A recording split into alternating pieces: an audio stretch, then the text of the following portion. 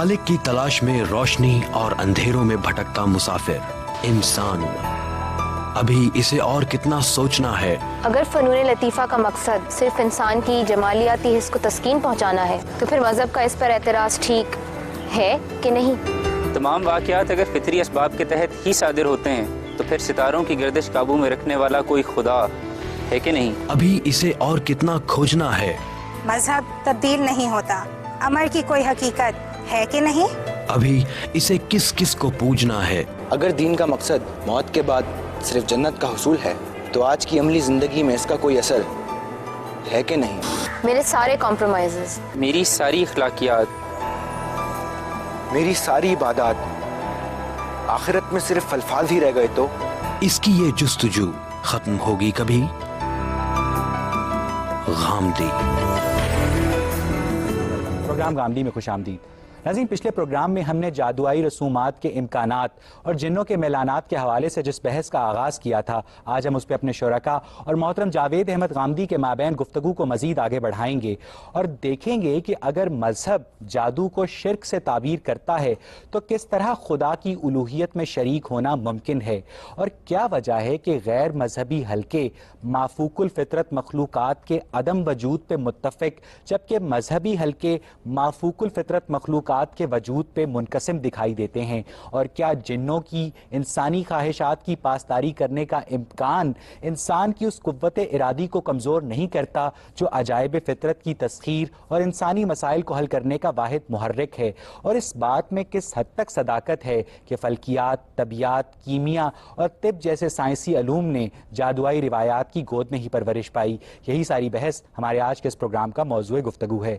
हम सब वाइल्ड ने अपनी किताब ऑकल्ट फिलॉसफी में जादू को शोबदाबाजी के मुमासिल करार देते हुए लिखा है कि जिस तरह कदीम ज़माने में सामरी ने बोलने वाला सोने का बिछड़ा बनाया था और कदीम मिस्री देवताओं के बुत सूरज की शुआएं पड़ने पर गुनगुनाने लगते थे, उसी तरह मौजूदा ज़माने में भी बर्नार्ड और रास्पुटीन जैसे लोगों ने लोगों को हवा में मुअल्लिक किया और बंधे हुए लोगों को संदूक से आनन फानन निकाल दिया। तो गांधी साहब, क्या, और उन्होंने इस काम को शोबदा तस्लीम भी किया, तो क्या वाकई जादू सिर्फ नज़र का फ़रेब है? हो सकता है ऐसा ही हो। उसकी वजह यह है कि कुरान मजीद ने भी जहाँ सैयदना मूसा अलैहिस्सलाम का वाक़या बयान किया है कि उनके मुकाबले में जादूगर लाए गए, तो वहाँ यही अल्फाज इस्तेमाल किए हैं कि ऐसा लगा, उनके मुतख़य्यले पर यह चीज़ असरअंदाज हुई, उन्होंने ये महसूस किया कि गोया रस्सियाँ चल रही हैं। तो इस वजह से बिल्कुल मुमकिन है कि इंसान के नफ्स यानी पर असल में वो रस्सियां सांप नहीं बने थे, हजरत मूसा को ऐसा लगा। जी बिल्कुल, कुरान मजीद में यही बयान, यानी ये हजरत मूसा को एक नफ्सियाती मुगालता हुआ था। जाहिर बात है ये इंसानों को हो जाता है। इस वक्त भी आप देखते हैं बहुत से, और फिर हजरत मूसा ने खुदा की मदद से उसके ऊपर काबू पाया। इसमें क्या शक है, अल्लाह के पैगंबर थे वो, अल्लाह ताला ने उनको कहा कि आप अपना आसा फेंकिए, और वो चूंकि एक हकीकत थी, वो एक गैर मामूली मौजज़ा था, वो अल्लाह ताला का तसर्रुफ था। जादू को नज़र का फरेब करार दे दिया है, तो गांधी साहब जो काले जादू के जो खवास हैं कि वो लोगों को मार सकते हैं, तो वो तो नज़र का फरेब नहीं है, वो तो लोग मर रहे हैं उसमें। नहीं, देखिए बात ये है कि आपने एक दूसरी बात कह दी, मैंने ये अर्ज़ किया है कि ये बिल्कुल मुमकिन है कि ऐसा ही हो, और ये बात कि इंसान के मुतख़य्यले पर आप असरअंदाज हों, उसके तख़य्युल के अंदर आप खतूर करें, इससे बसा औक़ात आपके जिस्म पर भी असरात हो जाएं। ये तो अब जदीद नफ्सियात भी मानती है। बहुत से नफ्सियाती मामलात हैं जो आपके पूरे जिस्म पर असरअंदाज हो जाते हैं। हम खौफज़दा होते हैं, खौफज़दा होने का अमल जिस्मानी अमल नहीं है, लेकिन आप देखें कि हमारे रोंगटे खड़े हो जाते हैं, पूरे जिस्म पर उसके असरात होते हैं। तो इस वजह से इंसान का नफ्स किस तरह से उसके जिस्म पर असरअंदाज होता है, जिस्म किस तरह नफ्स पर असरअंदाज होता है, इसके तो बहुत से मुशाहिदात हम मौजूदा दुनिया में कर रहे हैं। बात यह है कि जो माफूकुल फितरत मज़ाहिर मज़हब के दायरे के बाहर रूनुमा हों, उन्हें मज़हब जादू करार देकर उनकी मजम्मत करता है, लेकिन जो माफूकुल फितरत मज़ाहिर मज़हब के दायरे के अंदर रूनुमा हों, उन्हें मौजज़ा करार दे दिया जाता है। आप इस सूरत हाल को कैसे देखते हैं, और एक आम आदमी किस तरह जादू और मौजज़े में तफरीक कर सकता है? देखिए बात यह है कि मज़हब का तो बड़ा सादा उसूल है, वो ये कि अगर किसी चीज़ में शिर्क पाया जाता है, कोई शैतानत पाई जाती है, इंसानों के अखलाक पर उसके बुरे असरात होते हैं, तो उसकी मजम्मत करेगा। वो अंदर की चीज़ हो तब भी मजम्मत करेगा, बाहर की चीज़ हो तब भी मजम्मत करेगा, वो मादी चीज़ हो तब भी मजम्मत करेगा, नफ्सी चीज़ हो तब भी मजम्मत करेगा। तो मज़हब तो अपने उसूल पर किसी चीज़ को देखेगा। جادو کو بطور ایک فن اور بطور علم کے مذہب کنڈیم نہیں کرتا، اس کا استعمال ہے جس کے اوپر وہ گفتگو کرتا ہے. اور چونکہ اس کو سیکھنے میں آپ کو شیاطین سے استمداد کرنا پڑتا ہے، اس سے آپ اپنے عقیدے کو، اپنے ایمان کو خراب کرتے ہیں، اس سے شرک پیدا ہوتا ہے اور آپ خود مشرکانہ اعمال کرتے ہیں. جادو کو بطور علم مذہب کنڈیم نہیں کرتا، لیکن جادو کو سیکھنے کے لیے آپ کو شیاطین سے رابطہ کرنا پڑتا ہے. شیاطین کو مذہب ڈائریکٹلی کنڈیم کرتا ہے اور شیاطین کے علم کو مذہب ڈائریکٹلی کنڈیم نہیں کرتا. نہیں، دیکھیے بات یہ ہے کہ ایک علم ہے نا، علم تو بطور علم ہوتا ہے. آپ اس کو سیکھتے وقت کوئی غلط طریقہ اختیار کرتے ہیں تو اس کے بارے میں آپ کو بتایا جائے گا اپنے غلط طریقہ اختیار. یہ بالکل ایسے ہی ہے کہ سائنس کو بطور ایک علم کے مانا جائے گا، لیکن اگر اس کا استعمال یہ ہو کہ آپ ایٹم بم بنا کے انسانوں کو مارنا شروع کر دیں تو مذمت کی جائے گی. تو کبھی مذمت ماخذ کی جاتی ہے، کبھی مذمت استعمال کی جاتی ہے. مذہب کی مذمت کے دائرے متعین ہیں. وہ تو دیکھیے مذہب نے بتا دیا ہے کہ کسی چیز میں شرک پایا جائے گا، کسی چیز میں خدا کی طرف کوئی بات غلط منسوب کی جائے گی، کسی چیز میں انسانی حقوق پامال ہوں گے، کسی میں جان مال آبرو کو خطرہ پیدا کیا جائے گا، کوئی چیز فحش ہوگی تو مذہب اس کی مذمت. ہمارے دیہاتوں میں اگر کسی کا جانور بیمار ہو جائے، کسی کی فصل خراب ہو جائے، اور شہروں میں بھی ایسا واقعہ دیکھنے کو سامنے آئے ہیں کہ اگر ساس اور بیوی کا جھگڑا ہے، امتحان سر پر ہے، محبوبہ کو منانا ہے، تو عاملوں، پیروں، فقیروں سے رابطہ کیا جاتا ہے اور کالے جادو کے کاٹ پلٹ کے ماہرین بیٹھے ہیں ہر جگہ، اور ایک جادو باقاعدہ ایک انڈسٹری کی شکل اختیار کر چکا ہے. تو صاحب آپ اس ساری صورتحال کو کیسے دیکھتے ہیں؟ میرا خیال یہ کہ اس میں زیادہ تر عطائی ہیں، جھوٹ بولتے ہیں، لوگوں کو فریب دیتے ہیں، ان سے پیسے اینٹنے کی کوشش کرتے ہیں. اس طرح کے لوگوں کا محاسبہ کرنا چاہیے جس طرح طب کے معاملے میں عطائیوں کا محاسبہ کرنا چاہیے. آپ دیکھیں اس وقت آپ کے ہاں سارے لوگ MBBS کر کے اور باہر کی ڈگریاں لے کے اپنے کلینک کھولے ہوئے ہیں. بے شمار لوگ ہیں کہ جو جگہ جگہ دیہات میں کلینک کھولے ہوئے ہیں، کچھ واقف نہیں ہے طب کا علم کیا ہے، لوگوں کی صحت سے کھیل رہے ہیں. تو ان عطائیوں اور ان کویکس کا جس طرح محاسبہ ہونا چاہیے اس طرح ان کا بھی ہونا چاہیے. لیکن اس کا کیا مطلب ہے؟ اس کا مطلب یہ ہے کہ اگر فرض کر لیجئے کہ 5000 کویکس اور عطائی ہمارے معاشرے میں موجود ہے تو ہم ڈاکٹری کے علم کا انکار کر دیں. علم موجود ہے، اس کا استعمال غلط بھی ہوتا ہے، صحیح بھی ہوتا ہے، اور بعض موقعوں پر لوگ بغل بنا لیتے ہیں. ڈاکٹرز اور کویکس کے درمیان تفریق کرنے کا ایک بڑا آسان طریقہ ہے کہ ان سے ہم MBBS کی ڈگری ڈیمانڈ کریں، جو دکھا دے اس کو چھوڑ دیں، جو نہ دکھائے اس کو پکڑ لیں. ہم عطائیوں میں اور اصلی عاملوں میں کس طرح تفریق کریں گے؟ اسی طرح کا وہاں بھی کیجئے. آج سے پہلے تو آپ نہیں کر سکتے تھے نا. آپ نے MBBS کی ڈگری کے لیے ایک کالج بنایا، آپ نے اس علم کو اہمیت دی، اس کے بعد آپ نے قاعدے ضابطے میں اس کو لا کر اس کے بارے میں قانون سازی کی. اب بھی آپ اطباء کے بارے میں کیا کرتے ہیں؟ آپ ہومیوپیتھ یونیورسٹی میں اسکول آف میجک بنا سکتے ہیں. اگر آپ سمجھتے ہیں کہ ایک علم ہے تو بنائیے، ضرور بنائیے. دیکھیے جتنے علوم ہیں ان علوم میں مذہب وہاں مداخلت کرے گا جہاں کوئی اخلاقی مسئلہ پیدا ہوگا یا کوئی عقیدے کا مسئلہ پیدا ہوگا.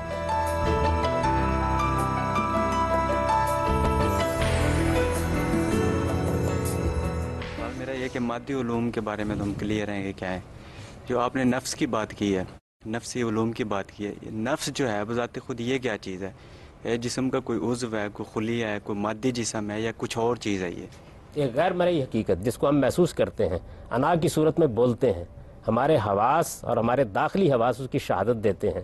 ایک شخصیت ہے جس شخصیت کو ہم جانتے ہیں، لیکن یہ کہ وہ ہمارے حواس کے دائرے میں نہیں آتی. تو غامدی صاحب جو چیز حواس کے دائرے میں نہیں ہے، غیر مرئی ہے اور بالا تر ہے مادے سے، تو پھر اس کا جو علم ہے وہ کیسے حاصل ہوگا؟ اس کو اسٹڈی کیسے کیا جائے گا؟ طریقے ہیں.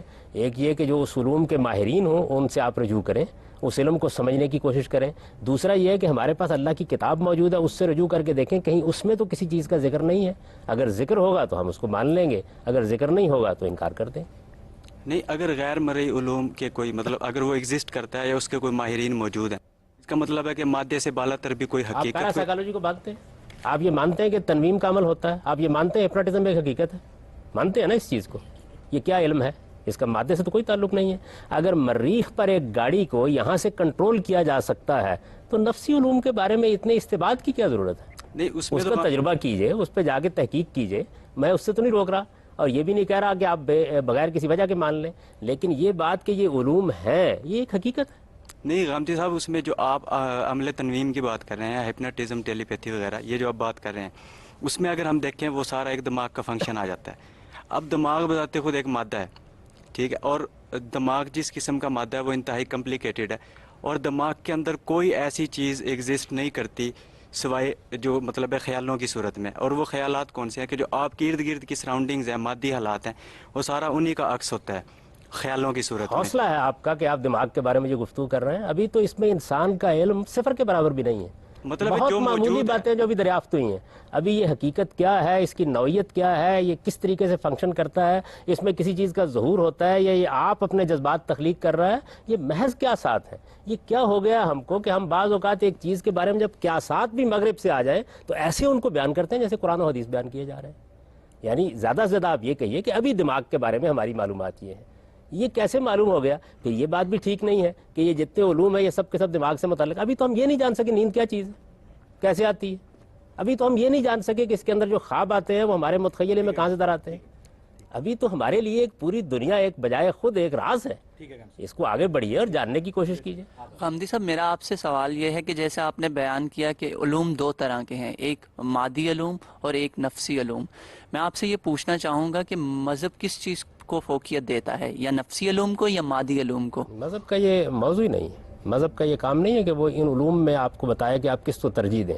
مذہب کا دائرہ یہ ہے کہ وہ آپ کو یہ بتائے کہ آپ کو ایک پروردگار کے حضور میں جواب دہ ہونا ہے, اس کے لیے تیاری کیسے کرنی ہے. یہ تو ضمناً ان چیزوں کا ذکر آ جاتا ہے. قرآن مجید میں بھی ان کا ذکر ضمنی طور پر آیا ہے. مثال کے طور پر یہ جو ہاروت و ماروت کا قصہ ہے یا سحر و ساحر, یہ اس کا ذکر کیسے آیا ہے؟ اس کا ذکر اس وقت آیا جب رسالت باب صلی اللہ علیہ وسلم کے معاملے میں یہود نے ان علوم سے مدد حاصل کرنے کی کوشش کی. دیکھیے میرا یہ کام نہیں ہے کہ میں سحر و ساحری کی حقیقت آپ کو بتاؤں, یہ میرا موضوع نہیں ہے. میں ان علوم و فنون کے ساتھ اتنی دلچسپی رکھتا ہوں جتنی کہ ایک دین کو سمجھنے والے یا یوں کہیے کہ دنیا کو سمجھنے والے انسان کو ہونی چاہیے. تو جس طریقے سے طب کے معاملے میں اگر آپ کو معلومات حاصل کرنی ہو, دوا کیسے بنتی ہے, دوا میں خواص کیسے دریافت ہوتے ہیں, مریضوں کے معاملے میں آپ کس طریقے سے معاملات کرتے ہیں, سرجری کے کیا قوانین ہیں, تو میں ایک اصولی بات تو آپ کو بتا سکتا ہوں کہ یہ ایک علم ہے اور ایک فن ہے, لیکن اس کے لیے آپ کو اس کے ماہرین کے پاس جا کے معلومات حاصل کرنی چاہیے. ہمارے دیہاتوں میں یہ بڑی بات چلتی ہے کہ ایک جادوگر جس کے پاس علم ہوتا ہے وہ تب تک اس کی روح قبض نہیں ہوتی جب تک وہ اپنا یہ علم کسی اور کو ٹرانسفر نہ کر دے. اس بات میں کتنی حقیقت ہے, کس طرح کے توہمات کی آپ تحقیق کریں. میرے نزدیک تو ایسی کوئی چیز نہیں ہے. قرآن مجید نے بتا دیا کہ جب موت آ جاتی ہے تو دنیا کی کوئی طاقت بھی اس کو روک نہیں سکتی, اللہ کا فیصلہ صادر ہو جاتا ہے. دیکھیے کچھ چیزیں میرے ایمان سے متعلق ہیں, کچھ چیزیں وہ ہیں جن کو قرآن مجید نے واضح کر دیا, کچھ چیزیں وہ ہیں جن کو اللہ کے پیغمبر نے واضح کر دیا. باقی یہ دنیا ہے, اس کا مطالعہ اسی طرح کرنا چاہیے جیسے دنیا کی چیزوں کا کیا جاتا ہے. میں سرجری کا مطالعہ بھی کرتا ہوں, ابھی حال میں مجھے خود سرجری سے گزرنا پڑا.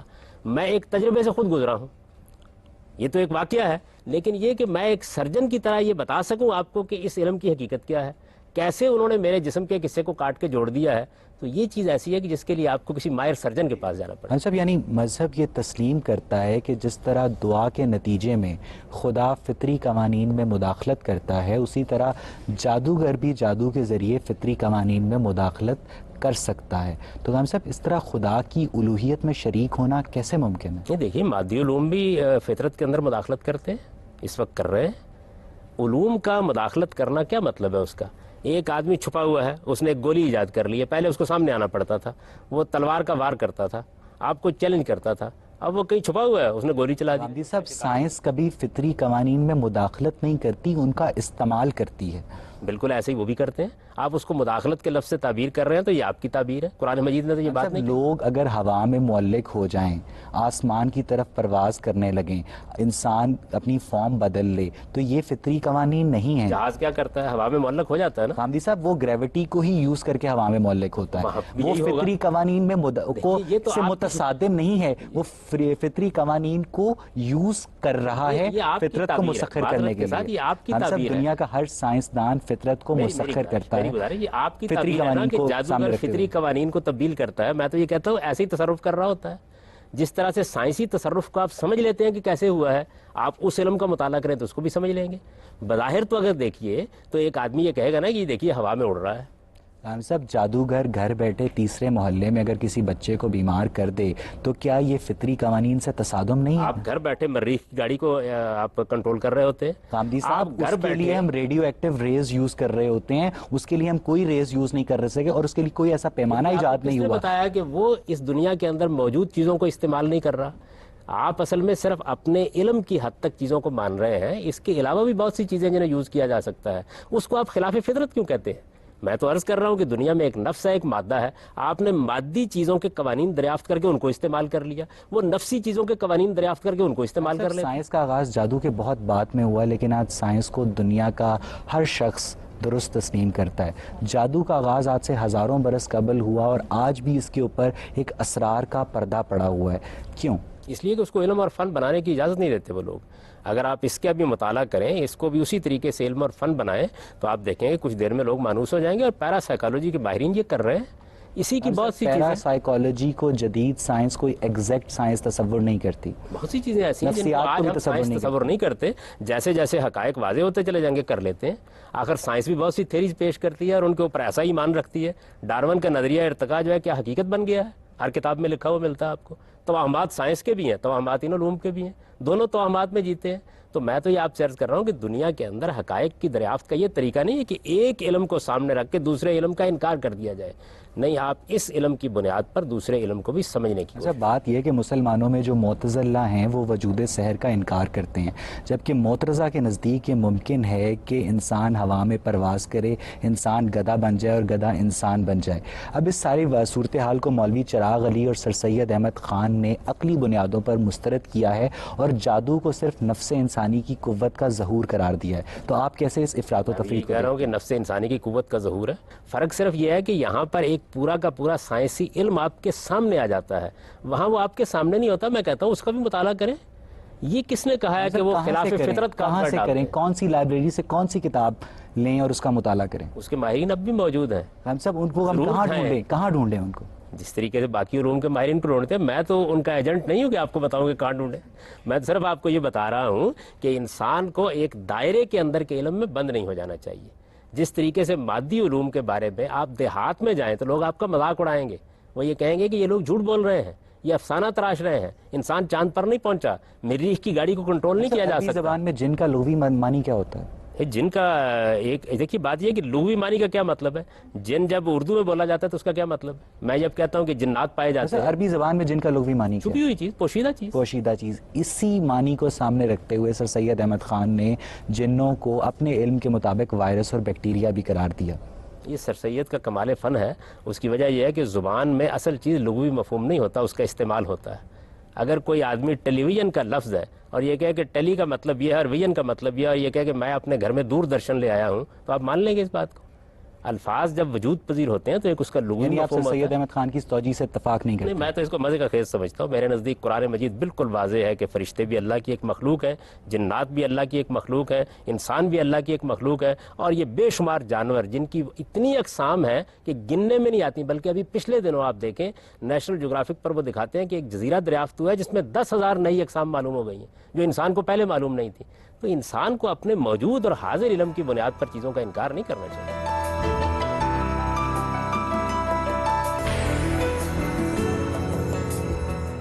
تھوڑی دیر پہلے آپ نے بات کی تھی کہ جو جادو ہے اس کو کسی انسان کی موت کا وسیلہ بنایا جا سکتا ہے, یعنی ایک جادو انسان کی صحت پہ اثر کر سکتا ہے.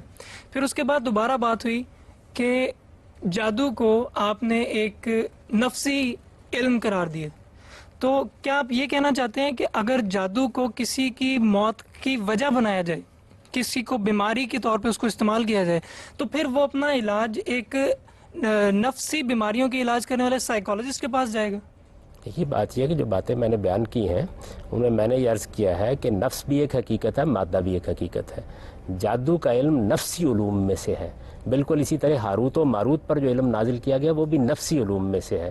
مادی علوم کے آپ اکتشافات دیکھتے ہیں, اس میں آپ اپنے علم کی بنیاد پر فیصلہ کرتے ہیں کہ آپ کو ہومیوپیتھ کے پاس جانا ہے, آپ کو حکیم صاحب کے پاس جانا ہے, یا آپ کو ڈاکٹر کے پاس جانا ہے. اس کا مذہب سے کیا تعلق ہے؟ آپ اپنے علم اور مشاہدے کی بنیاد پر فیصلہ کیجیے. اس معاشرے میں بہت سے لوگ ہیں کہ جو ڈاکٹر کے پاس جانا پسند نہیں کرتے. وہ یہ کہتے ہیں جی حکیم کا علم بہت زیادہ قابل عمل ہے. بالکل اسی طرح بہت سے لوگ ہیں کہ جو ہومیوپیتھی پر ایسا ایمان رکھتے ہیں, وہ کہتے ہیں کہ یہ جو طب جدید ہے, یہ علاج بضد کی طب جو ہے ایلوپیتھی, یہ کوئی علم ہی نہیں ہے, یہ تو انسانی صحت کے لیے نقصان دہ ہے. تو یہ جو چیزیں ہیں ان کو آپ مذہب کا مسئلہ نہ بنائیے, ان کا تعلق آپ کی تحقیق سے. اس کو لنک نہیں کر رہا, میں صرف یہ بات کر رہا ہوں کہ جب جسم کے خاص حصے کو تکلیف ہوتی ہے تو آپ اسپیشلسٹ کے پاس جاتے ہیں. مثلا اگر ہڈی کی کوئی پرابلم ہے تو آپ آرتھوپیڈک سرجن کے پاس جائیں گے, دماغ کا مسئلہ ہے تو آپ نیورولوجسٹ کے پاس جائیں گے. لیکن جب جادو کی کوئی مسئلہ ہوتا ہے تو ابھی آپ نے اس کو کہا کہ وہ ایک نفسی علم ہے, نفسی بیماریوں کا علاج کرنے کے لیے سائیکالوجسٹ ہوتے ہیں. تو پھر کیا جادو کا علاج کروانے کے لیے سائیکالوجسٹ کے پاس جائیں گے؟ دیکھیے یہ بات یوں نہیں ہے کہ تمام نفسی چیزوں کا علم و مطالعہ جو ماہرین نفسیات سے متعلق ہے. نفس کے بہت سے معاملات ہیں جن کا وہ علاج کرتے ہیں. دوسرے معالج بھی موجود ہیں جس طریقے سے آپ نے یہاں پر آرتھوپیڈک سرجن کا ذکر کیا لیکن آپ نے ہڈی جوڑنے والے پہلوان کا ذکر نہیں کیا. تو ہر طرح کے لوگ موجود ہوتے ہیں جس پر آپ کو اطمینان ہوتا ہے, آپ اس کے پاس چلے جاتے ہیں. جس علم کو ہم زیادہ سائنٹیفک سمجھتے ہیں اس کی ہم تبلیغ بھی کرتے ہیں. آپ اپنے دیہات میں جا کر دیکھیں لوگ اپنے علاج معالجے کے لیے کن لوگوں کے پاس جاتے ہیں. تو میں نے کسی کو ترغیب نہیں دی کہ آپ فلاں کام کریں, میں تو ایک اصولی بات کر رہا ہوں کہ ماہرین نفسیات بھی نفسی علوم کے ماہر ہوتے ہیں. سر میرا کوشچن یہ ہے کہ ہاروت اور ماروت کے علم کا ذکر کیا, جادو میں اور ہاروت کے ماروت کے علم میں آپ نے فرق واضح نہیں کیا. دوسری بات یہ ہے کہ حضور نبی اکرم صلی اللہ علیہ وسلم پر جب جادو کیا گیا تو قرآن کی 11 آیتیں سورہ ناس اور سورہ فلق پڑھی گئیں اس ٹائم. ہاروت اور ماروت کا علم وہاں بھی نہیں استعمال کیا گیا. جس طرح آپ نے ایک مثال دی کہ بازو سوج گیا اور ایک عالم نے انگلی لگائی اور وہ صحیح ہو گیا, تو اس سے بھی یہ واضح نہیں ہوتا کہ وہ جادو ہے یا ہاروت یا ماروت کا علم ہے. اور اس کے علاوہ حضور نبی اکرم صلی اللہ علیہ وسلم نے اپنی پوری زندگی میں کہیں یہ ظاہر نہیں ہو رہا کہ کوئی ہاروت ماروت کا علم استعمال کیا ہو, جبکہ وہ ایک رول ماڈل ہیں اسلام اور اس دین کے. رسول اللہ صلی اللہ علیہ وسلم نے تو کوئی سائنسی علم بھی استعمال نہیں کیا. وہ رول ماڈل ہے اخلاقیات میں. اس میں نہیں ہے کہ ہر علم کو ضرور استعمال کریں. نہ آپ نے جادو کا علم کبھی استعمال کیا, نہ اس طرح کے علوم استعمال کیے.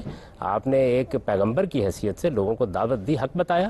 یہ علوم دنیا میں موجود تھے, ان علوم کے اثرات بھی تھے, ان کے بارے میں لوگ بیان بھی کرتے تھے. جب کچھ لوگوں نے آپ کو بھی ان علوم سے نقصان پہنچانے کی کوشش کی تو اللہ تعالیٰ نے آپ کو یہ ہدایت فرمائی کہ آپ دعا کریں اللہ تعالیٰ سے. تو پیغمبر نے دعا کی, اللہ نے پیغمبر کی دعا سن لی.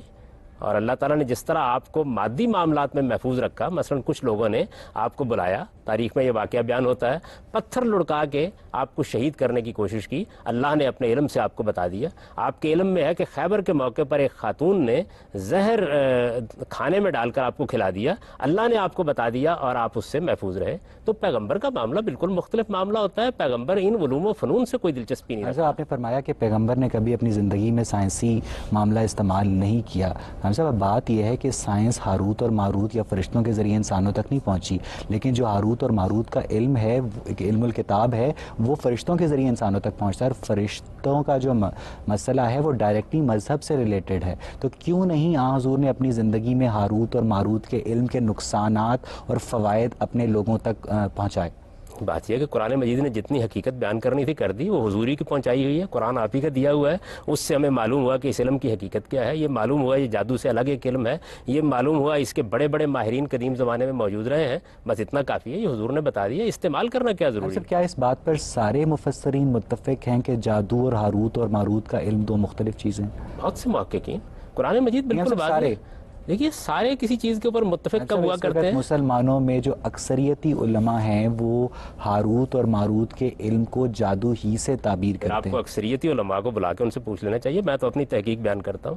میرے اس جلیل القدر استاد مولانا امین حسن اصلاحی نے اپنی تفسیر تدبر قرآن میں اس پر بڑا تفصیلی مقالہ لکھا ہے اور یہ بتایا ہے کہ اس کی کوئی گنجائش نہیں. قرآن مجید دونوں علوم کو الگ الگ بیان کر رہا ہے. تو میں تو اپنی تحقیق بیان کروں گا. اچھا بات یہ ہے کہ تاریخی طور پر انسانوں نے دھاتوں کو جو سونے میں بدلنے کی کوشش کی, اس نے الکیمی یعنی کیمسٹری کو جنم دیا. اس نے ستارہ شناسی شروع کی تو اس نے سمندروں میں راستے ڈھونڈے اور ایسٹرونومی اور ایسٹرولوجی کا آغاز ہوا. اسی طرح گاندھی صاحب پہلے بیماریوں کی وجہ جن سمجھے جاتے تھے, بدروحیں سمجھی جاتی تھی, اور اب ان کی جگہ جراثیم لے چکے ہیں. تو گاندھی صاحب اسی لیے جیمز جارج فریزر نے جادو کو سیوڈو سائنس قرار دیتے ہوئے جدید سائنس کی بنیاد قرار دیا ہے. گاندھی صاحب اب اگر مذہب ابھی بھی جادو کو برحق تسلیم کرتا ہے تو کیا جادو کی نفی مذہب کے مقدمے کو کمزور نہیں کرتی؟ یہ تو در حقیقت آپ لفظ بول رہے ہیں, برحق تسلیم کرتا ہے. اس کا ذکر کرتا ہے کہ یہ ایک علوم میں سے علم ہے, اس کی نوعیت کیا ہے, اس کی حقیقت کیا ہے, اس کے بارے میں کوئی بات نہیں جس کو مذہب نے اپنا موضوع بنایا ہو. ایک علم ہے, موجود ہے. شعبدہ بازی ہے تو تب بھی ایک علم ہے. انسان کے اگر متخیلے پر اثر انداز ہوتا ہے تب بھی ایک علم ہے. ایک نفسی حقیقت ہے تب بھی ایک علم ہے. تو ایک علم کے طور پر اس کا ذکر کرتا ہے. بس وہ بھی قرآن مجید نے اس لیے ذکر کیا کہ بعض لوگوں نے اس علم کو استعمال کرنا چاہا پیغمبروں کے مقابلے میں, ورنہ مذہب کا یہ موضوع ہی نہیں ہے. مذہب کا موضوع آپ کے اخلاق کی تطہیر ہے اور آپ کو یہ ہدایت دینا ہے کہ آپ خدا کی بارگاہ میں کیسے کامیاب ہوں.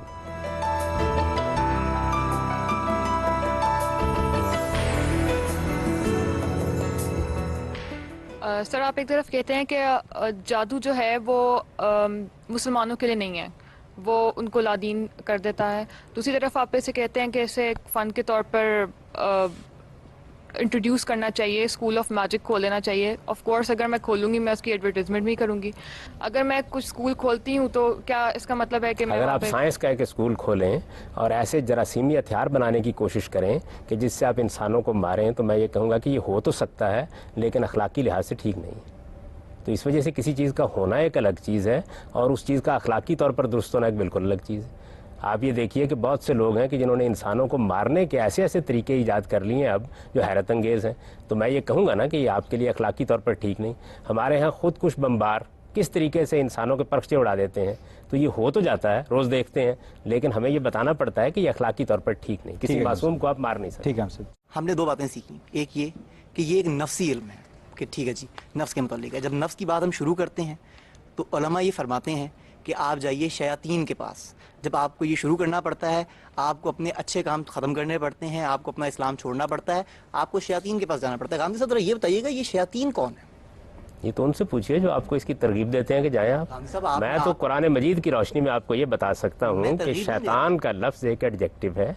इसका मतलब है वो हस्ती, वो मखलूक जो सरकश हो जाए, तमर्रुद इख्तियार कर ले. वो कुरान कहता है कि इंसानों में से बहुत से लोग होते हैं, जिन्नात में भी होते हैं. यानी गांधी साहब जो शख्स सरकश हो जाएगा वो शैतान हो जाएगा. ये तो एक एडजेक्टिव है ना. जिस तरीके से आप बोलते हैं बच्चे को आप शरारतें कर रहे हो, आप कहते हैं बड़े शैतान हो. गांधी साहब कोई एक तो होगा ना, कोई या तो वो जिन होगा या वो इंसान होगा. दोनों में से हो सकते हैं. सरकशी जो भी इख्तियार कर लेगा हो जाएगा. बच्चा अगर कोई शैतानत करता है तो उसे भी शैतान कह सकते हैं, और सियासी लीडर शैतानत पर उतर आए तो उनको भी शैतान कह सकते हैं. आपने कहा कि चलें जिन शैतान हो सकते हैं, ठीक है, यानी कि जिन शैतान होते हैं, ये बात आप मान गए हैं. आप ये बताइए कि अगर जिन शैतान है, जिनों में अच्छे लोग भी होते हैं, बुरे लोग भी होते हैं. ये बात हमें कुरान ने बता दी. जो बुरे होते हैं वो अपना नॉलेज कहाँ से हासिल करते हैं? जिनों में से जो बुरे होते हैं जी, जैसे इंसान अपना इल्म हासिल करते हैं. इंसानों की तो रहनुमाई के लिए पैगंबर भेजे अल्लाह ताला ने. रहनुमाई के लिए पैगंबर भेजे. कुरान ने तो वाज़ेह अल्फाज में बयान कर दिया कि हमने ए जिनों और ए इंसानों तुम्हारे अंदर से तुम्हारी तरफ पैगंबर भेजे. अलम यातिकुम रसुलुम मिनकुम, कुरान मजीद के अल्फाज ये दोनों की तरफ पैगंबर आए. हम सब बात यह है कि अगर जिन्नों और इंसानों दोनों पर पैगंबर आए तो जो सूरह रहमान का वाक़या हमें बताया जाता है कि जिन्नों का एक गिरोह आ हजूर की तलावत सुनकर मुसलमान हो गया, तो क्या जिन्नों के ऊपर कोई आखिरी नबी नहीं आया था कि वो आ हजूर के जिस्मानी वजूद की तलावत सुनकर मुसलमान हो गया? देखिए ये तो वहाँ बयान ही नहीं हुआ कि मुसलमान हो गया. उन्होंने तहसीन की. उन्होंने कहा कि ये वही हिदायत है जो इससे पहले मूसा पर नाजिल हुई थी. वो हमें देखते हैं, इसलिए वो हमारी बातों को सुनते हैं तो उसकी दाद भी देते हैं. हम उन्हें देखते होते तो हम भी देते. अच्छा, बात ये है पैगंबरों की बात सुनते हैं. जिन इंसानों की ज़बान समझ सकते हैं, तो क्या इंसान भी जिन्नों की ज़बान समझ सकते हैं? ये उन लोगों से पूछिए जिनको जिन्नात से राब्ता रहता है. जिन इंसानों की ज़ुबान समझ सकते हैं ये तो कुरान से मालूम हो गया. जिन इंसानों को देख सकते हैं ये बात भी कुरान से मालूम हो गई. इंसान जिनों के साथ क्या मामला कर सकते हैं ये कुरान मजीद में ज़ेर बहस नहीं आया. इसके लिए आपको उन माहिरीन के पास जाना चाहिए, मालूम करें. मजहब हज़रत आदम की ज़बान का नाम बताने से कासिर है, उसी तरह मजहब जिन्नों की ज़बान का नाम बताने से भी कासिर है. तो क्या ये बात जिन्नों की असलन मौजूदगी पर सवाल नहीं उठाती? अच्छी बात यह कि ये मजहब का मौजू है कि वो लोगों को बताए कि आदम अलैहिस्सलाम की ज़ुबान कौन सी थी. उसका काम है कि वो ये बताए कि तारीख में क्या वाक़या. मजहबी नाक़दीन ये कहते हैं कि जब कोई दास्तान बनाई जाती है तो उसके अंदर कुछ लूप होल्स रह जाते हैं जिनको बाद में ये कह के जस्टिफाई किया जाता है. बात यह कि दास्तान तो बनाने का काम कभी करता ही नहीं मजहब. वो तो आपको कोई वाक़या भी सुनाता है तो असल में जो हक़ाइक़ वो बयान करना चाहता है उसके इस बात के लिए सुनाता है.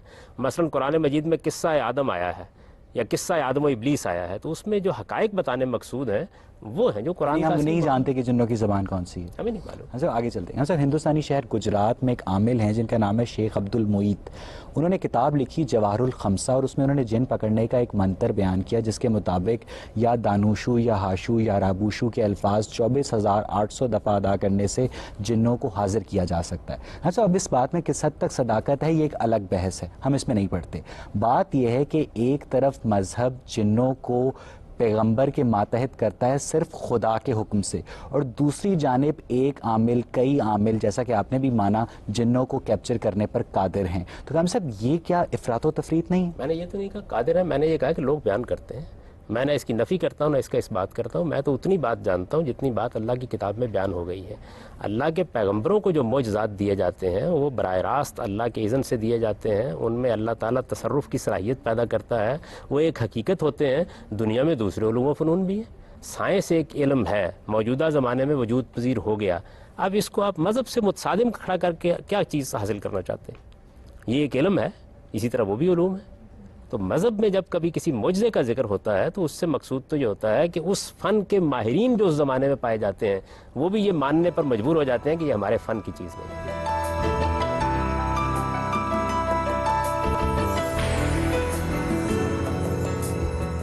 حمدی صاحب جین کے بارے میں آپ نے بات کی تھی کہ ایک سوال آیا تھا کہ وہ آگ کے بنے ہوئے ہیں، تو آپ نے کہا تھا کہ یہ اس وقت کے عہد کی اصطلاح تھی آگ، آج اس کو کسی اور سینس میں انرجی کی شکل میں دیکھ لیتے ہیں۔ حمدی صاحب اگر جن کو آگ سپوز کر لیا جائے انرجی کی شکل میں، اسی طرح پھر فرشتے آ جاتے ہیں، فرشتوں کو اگر نور تسلیم کر لیا جائے روشنی کی شکل میں، وہ بھی انرجی کی ایک فارم ہے، تو کیا یہ پورا جو سپر نیچرل سٹرکچر ہے، میٹا فزیکل جتنے بھی اشتہاریں ہیں، میٹافرز ہیں جو آج یوز ہو رہے ہیں، تو کیا یہ پھر آخری تجزیے میں مادی ہی ہے؟ اس میں کیا شک ہے؟ اسی وجہ اب آپ کہتے ہیں انسان مٹی سے بنا ہے، تو یہ تعبیر قدیم زمانے میں بھی اختیار کی جاتی تھی، آج بھی اختیار کی جاتی ہے۔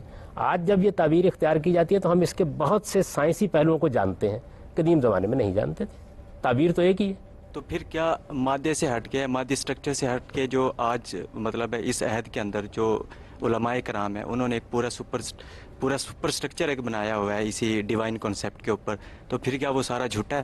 نہیں، کیا وہ بتایا نا کون سا؟ میں تو قرآن مجید سے واقف ہوں اور اللہ کے پیغمبر سے واقف ہوں۔ اس میں انہوں نے یہ بتایا خدا ہے، ظاہر ہے کہ وہ کوئی مادی حقیقت نہیں ہے، وہ اس مادے سے ماورا ہے، وہ زمان و مکان سے ماورا ہے، وہ ظاہر بھی ہے، باطن بھی ہے، وہ اول بھی ہے، وہ آخر بھی ہے۔ اس کا تعارف میں آپ کو کرا سکتا ہوں، میں اس کے سنن آپ کو بتا سکتا ہوں، میں یہ آپ کو بتا سکتا ہوں کہ اللہ تعالیٰ وہی بھیجتے ہیں، وہ اللہ کا امر ہوتا ہے، اس کی حقیقت کیا ہے میں نہیں جانتا، لیکن یہ ضرور جانتا ہوں کہ اللہ کی طرف سے وہی آتی ہے۔ تو جو حقائق قرآن مجید نے بیان کیے ہیں ان کو بیان کرنا چاہیے۔ قرآن نے تو ہمیں دیکھیے کتنی اعلیٰ تعلیم دی ہے، یہ بتایا کہ یہ جتنے معاملات ہیں جو اس نادیدہ عالم سے تعلق رکھتے ہیں ان میں متشابہات کا اسلوب اختیار کیا جاتا ہے، جن کے دلوں میں ٹیڑھ ہوتی ہے وہ ان کی حقیقت کے درپے ہوتے ہیں، اس سے جو اصل بات بیان کرنا مقصود ہے وہ حاصل ہو گئی ہم کو۔ نہیں، لیکن حمدی صاحب یہ خاص تو پھر مادے کے اندر بھی موجود ہیں، مادے کے اوپر ایک واضح طور پہ سائنسی ایک رائے موجود ہے کہ مادہ جو ہے نا وہ تخلیق کیا جا سکتا ہے، نفنا کیا جا سکتا ہے۔ اسی طرح مادے کے اندر کے جو ڈائلیکٹکس ہیں اس کا جو ایوولوشنری پروسیس ہے وہ ہر وقت چینج ہو رہا ہے، ڈیولپ ہو رہا ہے، ٹھیک ہے۔ اب وہ پروسیس بھی کسی انسان کے ہاتھ میں نہیں ہے، تو پھر وہی خاص جو خدا میں پائے جاتے ہیں تو کیا وہ مادے میں نہیں پائے جاتے؟ اسی وجہ سے دونوں نقطہ نظر ہمیشہ موجود رہے ہیں۔ مذہب نے یہ بتایا کہ یہ ایک غلط فہمی ہے، ذات خداوندی اس سے ماورا ہے، دو نقطہ نظر رہے ہیں۔ آپ کو معلوم ہے کہ وحدت الوجود کا نقطہ نظر خالق کائنات کے ظہور کو اسی کائنات کی صورت میں تسلیم کرتا ہے، تو انسانوں کو حق حاصل ہے کہ وہ سوچیں، غور کریں، اپنی ایک رائے دیں، لیکن پھر قرآن مجید آپ کو یہ بتاتا ہے کہ یہ حقیقت نہیں ہے، آپ غلط فہمی میں مبتلا ہو گئے ہیں، آپ اس مادی حقیقت پر خدا کو قیاس کرنے کی غلطی کر رہے ہیں، خدا اس سے ماورا ہے۔ آپ سے یہ سوال پوچھنا تھا کہ علم جو آپ نے اس کو شروع میں ہم نے گفتگو کی، اس کو ہم اس طرح چین آؤٹ کر سکتے ہیں کہ ایک علم جو فرشتوں کی طرف سے آیا انسانوں تک، اس کا استعمال جو ہے وہ اس کو دو کیٹیگریز میں ڈفرینشیٹ کرتا ہے، ایک جادو اور ایک دوسرا، کیسا ہم چین آؤٹ کر سکتے ہیں آپ کی شروع کی باتوں سے؟ نہیں، یہ دو الگ الگ علوم ہیں۔ ایک علم سحر ہے، وہ انسانوں کی اپنی ایجاد ہے، وہ اللہ نے نازل نہیں کیا، لیکن جس طرح دوسرے علم کی صلاحیت انسان کو بخشی ہے، اسی صلاحیت سے اس نے اس علم کو بھی ایجاد کر لیا۔ ایک علم وہ ہے کہ جو فرشتوں کے ذریعے سے اتارا گیا، اس کو قرآن نے بیان کر دیا کہ دو فرشتوں کے ذریعے سے بابل میں اتارا گیا اور ان سے لوگ یہ سیکھ لیتے تھے۔ یہ دو بالکل الگ الگ چیزیں، ان دونوں کو اڈاپٹ کرنے میں کوئی مسئلہ نہیں ہے، اس کا استعمال برا بناتا ہے اس کو۔ سحر کے بارے میں نے عرض کر دیا کہ آپ اس کو جب سیکھیں گے تو آپ کو اپنے ایمان اور عقیدے سے دستبردار ہونا پڑے گا، اس وجہ سے آپ کو روکا جائے گا۔ اس علم میں آپ کو ایمان عقیدے سے دستبردار نہیں ہونا پڑتا، یہ علم آپ سیکھ سکتے ہیں، اچھے ذرائع سے سیکھ سکتے ہیں، لیکن سیکھنے کے بعد اس کا استعمال برا بھی کر سکتے ہیں، اچھا بھی کر سکتے ہیں، جس طرح سائنسی علم کا کر سکتے ہیں۔ رامجی صاحب، اب بات یہ ہے کہ کسی بھی مافوق الفطرت یا مابعد الطبیعتی علم کا اچھا استعمال کیا ہو سکتا ہے؟ جس طریقے سے مادی چیزوں کا اچھا استعمال اور برا استعمال، اس سے ہم کینسر ہاسپٹلز بناتے ہیں، سڑکیں بناتے ہیں، لوگوں کو ٹھیک کرتے ہیں، ان کی بھلائی کے کام کرتے ہیں، کسی بھی مابعد الطبیعتی علم کا اچھا استعمال کیا ہو سکتا ہے؟ ایک بہت اچھا استعمال تو یہ ہے کہ اگر کوئی سحر و شاعری کے ذریعے سے آپ کو نقصان پہنچانے کی کوشش کرتا ہے تو آپ اس کا مقابلہ کر سکتے ہیں۔ کاؤنٹر ہو گیا، یہ تو کاؤنٹر اچھا استعمال ہے، یہ تو کاؤنٹر ہو گیا۔ کیا اس سے ہم لوگوں کی فلاح و بہبود کا کوئی کام لے سکتے ہیں؟ یہ بات میرے علم میں نہیں ہے، اس لیے کہ میں نے عرض کر دیا کہ آپ ان علوم کی تحقیق کیجئے۔ قرآن مجید ان علوم کا ماخذ نہیں ہے، اس میں اعظم وہ کیا تو چیز ان ہے؟ کا ذکر کرتا ہے۔ اس میں اعظم کیا چیز ہے؟ میں نہیں جانتا، اس کا کوئی تصور نہ قرآن مجید میں پایا جاتا ہے نہ کسی صحیح حدیث میں پایا جاتا ہے۔ لوگ عام طور پر یہ چیز استعمال کرتے ہیں، اللہ تعالیٰ نے اپنے نام بھی بتا دیا ہے، اپنے صفاتی نام بھی بتا دیے ہیں، اور میں اگر غور کروں تو میں اگر اس میں اعظم کہوں گا تو اللہ ہی کے نام کو کہوں گا. لیکن اس معاملے میں لوگ جو باتیں بیان کرتے ہیں، قرآن میں یہ تعبیر نہیں آئی، کسی صحیح حدیث میں بھی یہ تعبیر نہیں. ایسا بات یہ ہے کہ قدیم زمانے میں جو قبائل تھے وہ جادوائی رسومات شمع ادا کیا کرتے تھے، اور آج یہ رسومات یہودیوں میں قبالسٹ اور مسلمانوں میں پیر فقیر ادا کرتے ہیں. ایسا بات یہ ہے کہ کیا ان قدیم رسومات کو ہر سامی مذہب نے اپنے اپنے رواجات کے مطابق کسٹمائز کر لیا ہے، اور کس طرح کچھ مخصوص کلمات جنہیں ہم منتر کہتے ہیں فطری قوانین میں تبدیلی لانے کا موجب ہو سکتے ہیں؟ دیکھیے، یہ فطری قوانین آپ کہتے ہیں، میں تو یہ کہتا ہوں وہ بھی ایک فن ہے، وہ بھی ایک فن ہے. جس طریقے سے سائنس کے بارے میں ہم جانتے ہیں کہ بظاہر جو چیز ہمیں قوانین کو توڑتی نظر آ رہی ہوتی ہے وہ انہی قوانین کے مطالعے سے پیدا ہوتی ہے، اسی طرح نفسی علوم کے ماہرین بھی ان قوانین کا مطالعہ کرتے ہیں اور ان کی بنیاد پر یہ معجزے دکھا دیتے ہیں. تو آپ اس کو کیوں فوق فطری کہتے ہیں؟ فوق فطری کا لفظ تو اصل میں ایک ریلیٹو لفظ ہے. جو چیز آپ کی سمجھ میں ابھی نہیں آئی آپ اسے فوق فطری کہہ دیتے ہیں، اس کے سوا کچھ نہیں. ٹھیک ہے غلام صاحب، یہاں پہ ہم آج کے پروگرام کا اختتام کرتے ہیں. ناظرین، نامعلوم سے معلوم تک کا سفر کبھی آسان نہیں ہوتا، مگر پھر بھی آج ہم نے علم کے مسافر بن کر مذہب میں جادو اور جنوں سے متعلق فہم کی چند منازل طے کرنے کی کوشش کی. اس دوران ہم نے جانا کہ مذہب جادو کی نفی نہیں کرتا، لیکن ناظرین بات یہ ہے کہ معاشرہ جادو اور شعبدہ بازی کے مابین فرق کرنے کی صحیح نہیں کرتا، اور اسی لیے آج بھی اگر کسی کی بیوی سرکش ہو، ساس لڑاکا ہو، بچہ بیمار ہو، سر پہ امتحان ہو، خاوند ظالم ہو، عشق مجبور ہو، جوڑا اولاد نرینہ سے محروم ہو، گندم کو کنگھی پڑی ہو یا بھینس کو منہ کھر کی شکایت ہو، ہمارے دیہاتوں میں بالخصوص اور ہمارے شہروں میں بالعموم ان مسائل کا حل ان پیروں فقیروں کے آستانوں پر تلاش کیا جاتا ہے